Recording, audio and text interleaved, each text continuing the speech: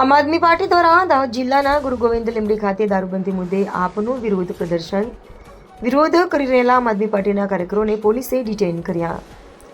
ગુજરાતમાં દારૂબંધીના કડક અમલની માંગ સાથે આમ આદમી પાર્ટી દ્વારા દાહોદ ખાતે વિરોધ પ્રદર્શન કરવામાં આવ્યું હતું। વિરોધ પ્રદર્શન દરમિયાન આપના કાર્યકર્તાઓ દ્વારા સરકાર સામે સૂત્રોચ્ચાર કરી દારૂબંધીનો કડક અમલ કરવાની માંગ કરવામાં આવી હતી। આ દરમિયાન પોલીસ દ્વારા આમ આદમી પાર્ટીના કાર્યકર્તાઓને ડિટેઇન કરવામાં આવ્યા હતા। કાર્યકર્તાઓએ પોલીસ કાર્યવાહી છતાં દારૂબંધીના મુદ્દે પોતાનો વિરોધ વ્યક્ત કર્યો હતો।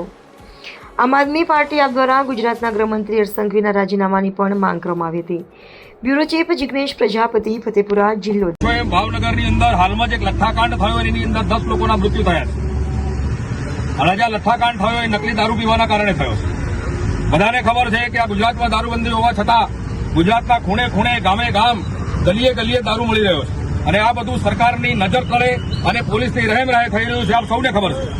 અને આ જે નકલી દારૂના કારણે જે પરિવારો બરબાદ થયા છે એવા આવનાર સમયમાં બરબાદ થઈ શકે એમ છે। અને એના માટે અમે આ ગુજરાતના રોયલ સ્ટેજ મંત્રી તરીકે પ્રખ્યાત થયેલા હર્ષ સંઘવીનું રાજીનામું માંગીએ છીએ। જ્યાં સુધી હર્ષ સંઘવી રાજીનામું નહીં આપે ત્યાં સુધી આમ આદમી પાર્ટી અને ગુજરાતની જનતા જંપીને બેસશે નહીં। આવનાર સમયની અંદર જલદ આંદોલન પણ કરવામાં આવશે।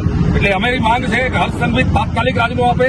ગુજરાત સરકાર જવાબદાર કર્મચારી, અધિકારી અને નેતાઓ સામે પગલાં લે, બુટલેગરોને જેલમાં પૂરે।